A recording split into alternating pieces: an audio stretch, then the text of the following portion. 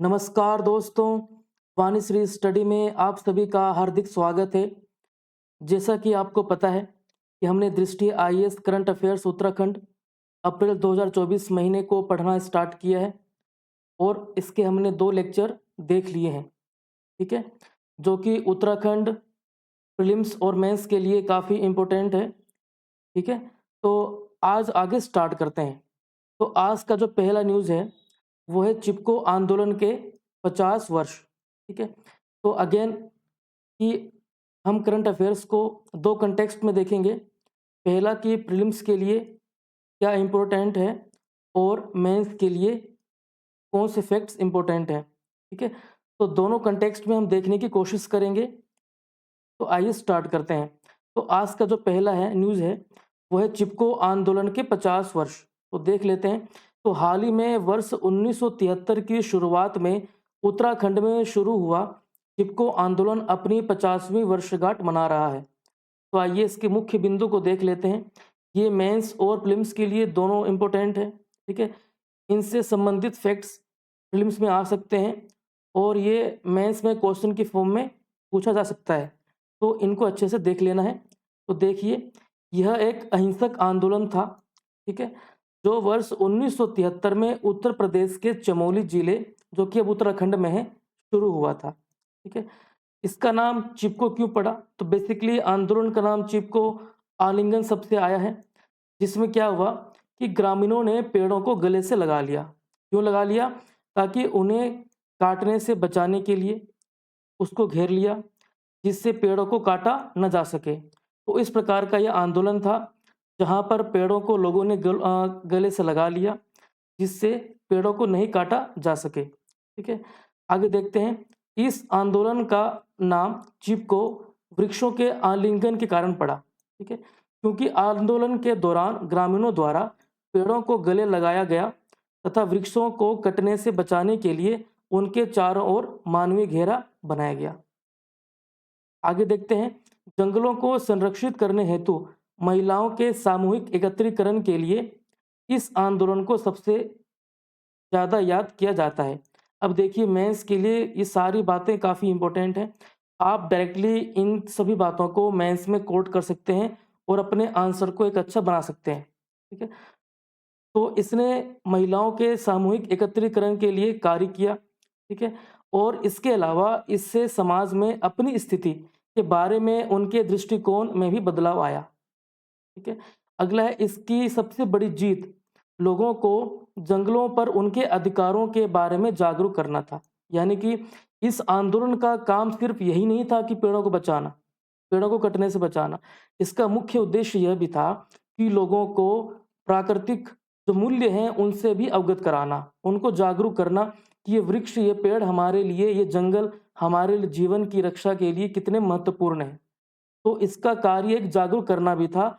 आंदोलन तो था ही, लेकिन उस आंदोलन के पीछे इसका मुख्य उद्देश्य यह भी था कि लोगों को उनके अधिकारों के प्रति जागरूक किया जाए, ठीक है?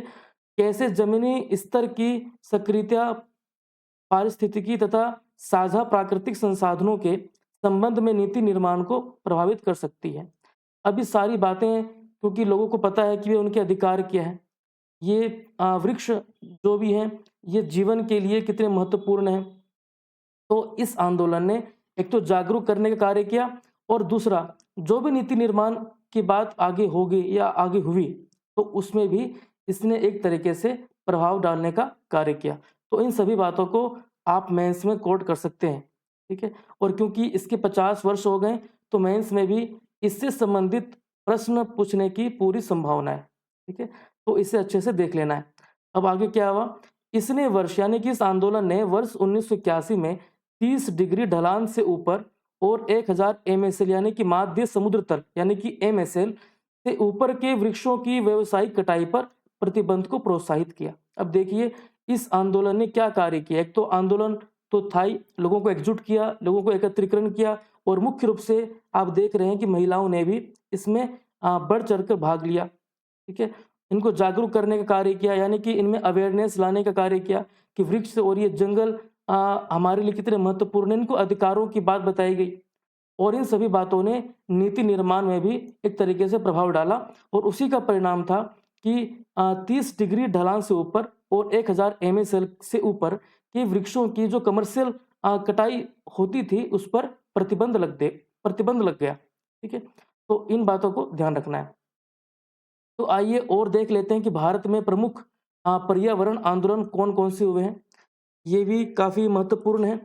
जब मेंस का क्वेश्चन आएगा, इससे संबंधित क्वेश्चन आता है, तो आप इन सभी बातों को मेंस में लिख सकते हैं। ठीक है, तो इनको अच्छे से देख लेना है। जैसे कि पहला है बिश्नोई आंदोलन। ये हुआ कब था? तो 1700 में हुआ था। स्थान क्या था इसका? राजस्थान का खेजड़ी मारवाड़ क्षेत्र। प्रमुख कौन थे? अमृता देवी। अब देखिए, इसका कहीं न कहीं प्रभाव चिपको आंदोलन पर पड़ा। ठीक है, अब चिपको आंदोलन हमने देखा 1973 में हुआ। कहाँ हुआ? उत्तराखंड में हुआ। और प्रमुख कौन थे? तो सुंदरलाल बहुगुणा, चंडी प्रसाद भट्ट। ठीक है, अब देखिए, खेजड़ी जोधपुर राजस्थान में वर्ष 1730 के आसपास अमृता देवी बिश्नोई के नेतृत्व में लोगों ने राजा के आदेश के विपरीत पेड़ों से चिपक कर उनको बचाने के लिए आंदोलन चलाया था। अब देखिए, ऐसा नहीं कि चिपको आंदोलन अब पहली बार हुआ, ये पहले भी हुआ और इसी का कारण था कि इसका जो प्रभाव था ये चिपको आंदोलन में देखने को मिला। यानी कि चिपको आंदोलन को जो प्रेरणा मिली वो मिली बिश्नोई आंदोलन से। ठीक है, मान लीजिए प्रीलिम्स में क्वेश्चन आता है कि जो चिपको आंदोलन है उसको प्रेरणा किस आंदोलन से मिली, तो उसका उत्तर होगा बिश्नोई आंदोलन। और इस बात को मेंस में भी कोट कर सकते हैं कि वृक्ष को बचाने के लिए, प्रकृति को बचाने के लिए, जंगल को बचाने के लिए, अपने अधिकारों की रक्षा के लिए ये जो आंदोलन है, ये ऐसा नहीं है कि आज़ादी के बाद ही चलाया गया। इससे पहले भी लोगों को जागरूक करने के लिए, अपने अधिकारों की रक्षा करने के लिए ये पहले भी चलाया गया था। ठीक है, तो इसी आंदोलन ने आज़ादी के बाद हुए चिपको आंदोलन को प्रेरित किया, जिसमें चमोली उत्तराखंड में गोरा देवी सहित कई महिलाओं ने पेड़ों से चिपककर उन्हें कटने से बचाया था। ठीक है, अब अगला देखते हैं, साइलेंट वैली प्रोजेक्ट 1978 में हुआ। कहाँ हुआ? केरल में कुंती पूजा नदी। ठीक है, अब जो इसके मुख्य थे तो केरल शास्त्र साहित्य परिषद सुगाथा कुमारी। ठीक है, अब इसका था क्या? केरल में साइलेंट वैली मूवमेंट कुद्रेमुख परियोजना के तहत कुंती पूजा नदी पर एक पनबिजली बांध के निर्माण के विरुद्ध था। तो ठीक है, हम सभी को पता है कि प्रकृति से संबंधित जो भी चीज़ें उसके विरुद्ध होती हैं, उसके अगेंस्ट होती हैं, तो कहीं न कहीं हमारे कई लोग हैं जो कि प्रकृति को बचाने के लिए, अपने नदी को, अपने जो वृक्ष आदि को बचाने के लिए किसी न किसी तरीके का जो आंदोलन मूवमेंट ज़रूर करते हैं। तो ये भी हमें यहाँ पर देखने को मिला। ठीक है, अब अगला है जंगल बचाओ आंदोलन। 1982 में हुआ, बिहार का सिंहभूम जिला। और किसने किया? तो सिंहभूम की जो जनजातियां थी तो उनके द्वारा यह आंदोलन किया गया। यह आंदोलन प्राकृतिक साल वन को सागौन से बदलने के सरकार के फैसले के खिलाफ था। ठीक है, अगला है अपिको आंदोलन। 1983 में हुआ, कर्नाटक में हुआ और मुख्य थे इसके लक्ष्मी नरसिम्हा। ठीक है, तो ये भी बेसिकली सागौन और नीलगिरी के पेड़ों के व्यावसायिक वानिकी के खिलाफ हुआ। ठीक है, अगला हुआ टिहरी बांध। 1980 से 90 के बीच में देखने को मिला। उत्तराखंड में टिहरी पर भागीरथी और भिलंगना नदी, ठीक है, मुख्य, और इसके जो मुख्य थे तो टिहरी बांध विरोधी संघर्ष समिति, सुंदरलाल बहुगुणा और वीरा दत्त सकलानी। ठीक है, इसको ध्यान रखना है। अगला है नर्मदा बचाओ आंदोलन। 1980 से वर्तमान तक अभी चल ही रहा है। ठीक है, गुजरात, मध्य प्रदेश और महाराष्ट्र जो इनके मुख्य हैं वो है मेधा पाटेकर, अरुंधति रॉय, सुंदरलाल बहुगुणा, बाबा आमटे। तो इन सभी जो मूवमेंट्स हैं, ये सभी जो आंदोलन है, इन्हें ध्यान रखना है। मेंस के लिए काफ़ी इंपॉर्टेंट है और प्रीलिम्स के लिए तो है ही कि भाई चिपको आंदोलन किसने किया, कब किया, कहाँ हुआ और प्रेरणा कहाँ से मिली। ठीक है, तो इन सभी बातों को प्रीलिम्स और मेंस दोनों के लिए ध्यान रखना है। ठीक है, जब भी हम करंट अफेयर्स पढ़ते हैं तो इसी तरीके से पढ़ना चाहिए कि ऐसा नहीं है कि हम प्रीलिम्स के लिए अलग से पढ़ें और मेंस के लिए अलग से पढ़ें। ठीक है, उन सभी फैक्ट्स को देखना चाहिए जो प्रीलिम्स में पूछने की पॉसिबिलिटी है, संभावना है, और मेंस में हम उस बात को किस तरीके से प्रेजेंट कर सकते हैं तो उसे भी हमें साथ ही साथ करना चाहिए। ठीक है, तो अगला है वो है उत्तराखंड में वनाग्नि की घटना। हम सभी ने अभी देखा कि उत्तराखंड में ये घटनाएं हमें देखने को मिली। तो आइए देख लेते हैं बेसिकली क्या है। उत्तराखंड वन विभाग के अनुसार वर्ष 2024 में अब तक राज्य में वनाग्नि की 477 घटनाएं सामने आई हैं, जिसमें 379.4 हेक्टेयर से अधिक वन भूमि को नुकसान पहुंचा है। तो बेसिकली ये होता कब है, तो ये देख लेते हैं। उत्तराखंड में फरवरी के मध्य में वनाग्नि का अनुभव शुरू होता है, जब पेड़ों के सूखे पत्ते गिर जाते हैं और तापमान में वृद्धि के कारण मृदा में नमी कम हो जाती है तथा यह जून के मध्य तक जारी रहता है। ठीक है, अब ये जो बेसिकली वनाग्नि है ये है क्या, इसके बारे में थोड़ा देख लेते हैं। मेंस के लिए जरूरी है, और क्योंकि वनों की जो ये वनाग्नि की जो समस्या है ये हमें देखने को मिली। ठीक है, तो पूरी संभावना है कि कुछ ना कुछ या कोई ना कोई प्रश्न इनसे संबंधित पूछने की जो बात है वो हो सकती है। ठीक है, और ऐसा नहीं है, ऐसा भी नहीं है कि सिर्फ प्रीलिम्स और मेंस के लिए, ये इंटरव्यू के लिए भी महत्वपूर्ण है। यदि वहाँ पर प्रश्न आता है कि वनाग्नि होता क्या है, क्यों होता है उत्तराखंड में, और इसको रोकने के क्या उपाय हैं, तो इनसे संबंधित बातों को आप वहाँ पर भी प्रेजेंट कर सकते हैं। ठीक है, तो देखते हैं कि वनाग्नि होता क्या है। इसे बूश फायर, वेजिटेशन फायर या वनाग्नि भी कहा जाता है। इसे किसी भी अनियंत्रित और गैर निर्धारित दहन या प्राकृतिक स्थिति जैसे कि जंगल, घास के मैदान, चुप भूमि यानी कि श्रबलैंड अथवा टुंड्रा में पौधों वनस्पतियों के जलने के रूप में वर्णित किया जा सकता है। ठीक है, तो आप ये परिभाषा जो है, डेफिनेशन जो है, ये आप सीधा डायरेक्टली मेंस में कोट कर सकते हैं। जो प्राकृतिक ईंधन का उपयोग करती है तथा पर्यावरणीय स्थितियों जैसे हवा तथा स्थलाकृति आदि के आधार पर इसका प्रसार होता है। यदि हम इसके मुख्य जो स्रोत हैं, कारक हैं, उनकी बात करें तो वो है ईंधन, ऑक्सीजन एवं गर्मी अथवा ताप का स्रोत। ठीक है, तो इसको भी ध्यान रखना, ये प्रीलिम्स में आ सकता है कि इसके जो मुख्य स्रोत हैं, कारक हैं, वो क्या है। तो उसमें ईंधन, ऑक्सीजन, गर्मी अथवा ताप का उसमें जो है पूछ सकते हैं। ठीक है, ध्यान रखिएगा। अब यहाँ पर ये बात ध्यान देने वाली बात है कि क्या जो फायर होती है यानी कि वनाग्नि जो भी होती है, क्या ये फॉरेस्ट को किस तरीके से इम्पेक्ट करते हैं। ठीक है, तो हम सभी ने सुना है कि अति सर्वदा वर्जेत, मतलब कि ऐसा नहीं कि फायर जो है वो पूरा का पूरा ही नेगेटिव डालता है इम्पैक्ट फॉरेस्ट पर, ऐसा नहीं है।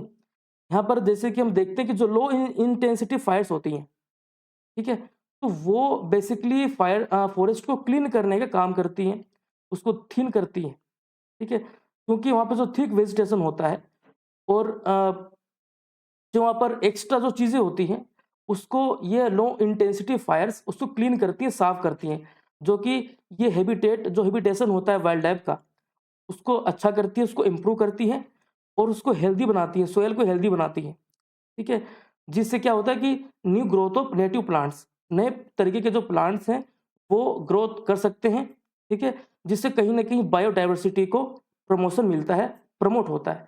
तो ये बात भी ध्यान रखनी है, क्योंकि कई बार इंटरव्यू में पूछ लेंगे, क्या पूछेंगे कि क्या जो वनाग्नि है, वाइल्ड फायर्स हैं, क्या ये सभी या जितनी भी वाइल्ड फायर्स होती हैं, क्या ये वनों पर नेगेटिव यानी कि नकारात्मक जो इम्पैक्ट डालती हैं। तो हमें ध्यान रखना है कि जो हाई फायर्स होती हैं वो डालती हैं, लेकिन जो लो इंटेंसिटी फायर्स होती हैं वो नहीं डालती, वो कहीं ना कहीं फॉरेस्ट को क्लीन करने का काम करती हैं। तो ये ठीक कहा गया है कि अति सर्वदा वर्ज्य, लेकिन यदि बैलेंस में हो, चीज़ें हों, नेचुरल तरीके से हों, प्राकृतिक तरीके से हों, तो कोई दिक्कत नहीं होती।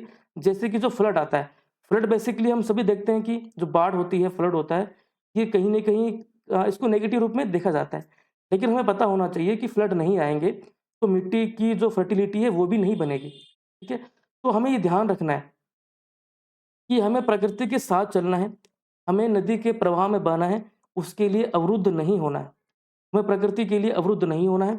हमें डेवलपमेंट के साथ प्रकृति की जो डेवलपमेंट है, जो उसकी उसकी जो मुख्य इंपॉर्टेंस है, सिग्निफिकेंस है, उसको भी हमें ध्यान रखना है, क्योंकि एट द एंड वही हमारे जीवन की रक्षा के लिए महत्व रखते हैं। ठीक है, तो ध्यान रखना है। आगे देखते हैं उत्तराखंड में पिघलते ग्लेशियर। ठीक है, अब देखते हैं बेसिकली क्या है कि हाल ही में उत्तराखंड के पिथौरागढ़ जिले में रणनीतिक रूप से मुंगस्यारी मिलम सड़क के किनारे जोहर घाटी की ओर एक ग्लेशियर स्खलन फिसलने की घटना हुई, जिससे भारत चीन सीमा और क्षेत्र के गांवों का संपर्क प्रभावित हुआ। ठीक है, अब देखिए ये हो क्यों रहा है, तो बेसिकली इसका मुख्य रीजन है ग्लोबल वार्मिंग, और इसका भी एक मुख्य रीजन यही है, इसका जो कारण है वो यही है कि हम डेवलपमेंट और प्रकृति के साथ सामंजस्य को नहीं बिठा पा रहे हैं। और यही कारण है कि जो हमारे प्राकृतिक स्थल हैं, हिमालय क्षेत्र हैं, वो कहीं न कहीं उनको नेगेटिव इम्पैक्ट देखने को मिल रहा है। तो हमें ये ध्यान रखना है कि जब भी हम कोई कार्य करते हैं अपने विकास के लिए, भौतिक विकास के लिए, तो उसके साथ हमें प्राकृतिक जो विकास है उसमें ध्यान देना चाहिए, उसके विनाश के लिए कार्य नहीं करना चाहिए। ठीक है, तो इसमें जो मुख्य बिंदु है हम ये देख लेते हैं। अच्छा, बेसिकली इसका कारण जो है वो ग्लोबल वार्मिंग है। ठीक है, जिसके कारण से यह चीज़ें हमें देखने को मिल रही हैं, जलवायु परिवर्तन। ठीक है, अब मुख्य जो बिंदु है यानी कि जो सीमा सड़क संगठन है, इसके बारे में देख लेते हैं, बीआरओ। तो जो इसकी परिकल्पना है, स्थापना है, यह 1960 में देखने को हमें मिला, और ये पंडित जवाहरलाल नेहरू द्वारा देश के उत्तर तथा उत्तर पूर्वी सीमावर्ती क्षेत्रों में सड़क निर्माण में तेजी से विकास के समन्वय के लिए की गई थी। ठीक है, अब ये किसके नियंत्रण में कार्य करता है, तो ये रक्षा मंत्रालय के अंडर में कार्य करता है, इस बात को विशेष ध्यान रखना है। अब इसने निर्माण एवं विकास कार्यों के स्तर में व्यापक विविधता ला दी है, जिसमें हवाई क्षेत्र निर्माण परियोजनाएं, रक्षा कार्य और सुरंग बनाना शामिल है। ठीक है, अब अगला है उत्तराखंड मानसून वर्षा के लिए तैयार। बारिश किसको पसंद नहीं है, तो आइए देखते हैं। इसमें जो मुख्य हमें ये ध्यान रखना है, भारत मौसम विज्ञान विभाग, तो इसकी जो स्थापना है वो वर्ष 1875 में हुई। ठीक है, यह देश की राष्ट्रीय मौसम विज्ञान सेवा है। ठीक है, और सभी मामलों में प्रमुख सरकारी एजेंसी है। भारत सरकार के पृथ्वी विज्ञान मंत्रालय के एक एजेंसी के रूप में यह कार्य करती है। इसका मुख्यालय हमें नई दिल्ली में देखने को मिलता है, और यह 6 क्षेत्रीय विशिष्ट जो मौसम विज्ञान केंद्र हैं, ठीक है, विश्व के, उसमें से यह एक है। ठीक है, इस बात को ध्यान रखना है। अभी हमने वनाग्नि की समस्या को देखा, तो अभी हमें पता है कि नैनीताल में वनाग्नि हमें देखने को मिला। ठीक है, देखते हैं उत्तराखंड में नैनीताल के निकट वनों में भीषण आग फैल गई। संकट ने भारतीय वायुसेना को भीषण आग पर काबू पाने में सहायता के लिए कर्मियों और MI-17 हेलीकॉप्टरों को भेजने के लिए प्रेरित किया। तो बेसिकली नैनीताल में वनाग्नि हमें देखने को मिला। अब इसमें ध्यान ये रखना है, हमने अभी तो देख ही लिया कि वनाग्नि की समस्या क्या है, ये किस तरीके से प्रभावित करती है। तो देखते हैं कि इसको बचाने के लिए किस तरीके का कार्य किया गया, तो जिसको बोलते हैं बॉम्बी बकेट ऑपरेशन। ठीक है, अच्छा, इससे पहले कुछ फैक्ट्स को देख लेते हैं, जैसे कि भारत के पर्यावरण मंत्रालय के अंतर्गत आने वाले वन अनुसंधान संस्थान की वर्ष 2019 की रिपोर्ट के अनुसार, अब देखिए इस प्रकार के जो रिपोर्ट होते हैं ये आप मेंस और अपने इंटरव्यू के लिए कोट कर सकते हैं, तो ये काफ़ी अच्छे होते हैं। इनको अच्छे से यदि हम प्रेजेंट करें तो हम अपने आंसर को अच्छा बना सकते हैं। तो वन अनुसंधान संस्थान की वर्ष 2019 की रिपोर्ट के अनुसार 95% वनाग्नि मनुष्यों के कारण होती है। ठीक है, भारत में वनाग्नि के 4 समूह हैं: उत्तर पश्चिमी हिमालय, उत्तर पूर्वी भारत, मध्य घाट और पश्चिमी एवं पूर्वी घाट। उत्तर पश्चिमी हिमालय में वनाग्नि का कारण चीड़ के पेड़ों की बहुतायत और घने ज्वलनशील अपशिष्ट का जमाव है। गर्मियों के दौरान वन में भारी मात्रा में चीड़ की तीक्ष्ण नुकीली पत्तियां एकत्रित हो जाती हैं, जो आग के प्रति अत्यधिक संवेदनशील होती हैं और वनाग्नि का कारण बनती हैं। ठीक है, अब देखते हैं बेसिकली ये बम्बी बकेट ऑपरेशन है क्या, तो आइए देखते हैं। देखिए बेसिकली क्या होता है कि जो हेलीकॉप्टर के यूज से एक बकेट होता है जिसको हम नदी में डालते हैं, और पानी भर के जहाँ पर वन में आग लगी होती है वहाँ पर हम इसको रिलीज कर देते हैं।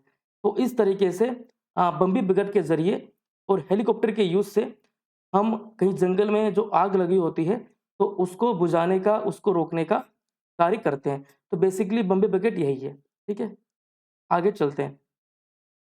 ये हमने देख ही लिया 3 कारक जो होते हैं, ईंधन, ऑक्सीजन। ठीक है, तो आगे बढ़ते हैं आगे।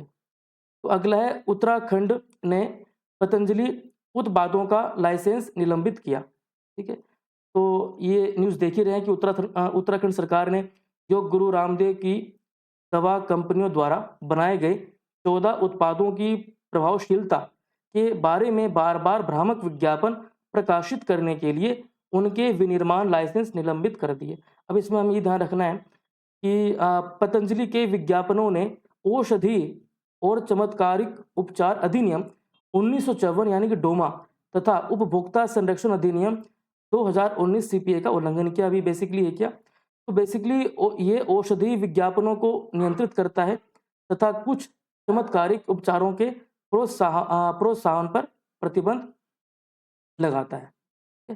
तो हमने अप्रैल के जो करंट अफेयर्स थे उनको पूरा कर लिया है। इससे पहले हमने 2 लेक्चर और लिए हैं, ठीक है, तो उनको भी देखिएगा। और ये लास्ट लेक्चर था। हमने जितने भी करंट अफेयर्स थे उनको समझने की कोशिश की, प्रीलिम्स के और मेंस दोनों के कंटेक्स्ट में। आशा है कि आप सभी को समझ में आया होगा। इन्हें अच्छे से रिवाइज कर लीजिएगा, ठीक है। एक बात ध्यान रखना है कि हमने इसमें दोनों बातों को देखा है, प्रीलिम्स और मेंस को, तो दोनों फैक्ट्स को अच्छे से रिवाइज कर लीजिएगा। ये जो अपकमिंग एग्जाम्स हैं उत्तराखंड के प्रीलिम्स और मेंस, ठीक है, तो उनके लिए काफ़ी महत्व रखते हैं, ठीक है। इनसे सीधे या तो डायरेक्टली क्वेश्चंस भी पूछे जा सकते हैं, ठीक है। तो इन्हें अच्छे से रिवाइज कर लीजिएगा। नेक्स्ट लेक्चर मिलते हैं किसी एक नए टॉपिक के साथ। Thank you so much.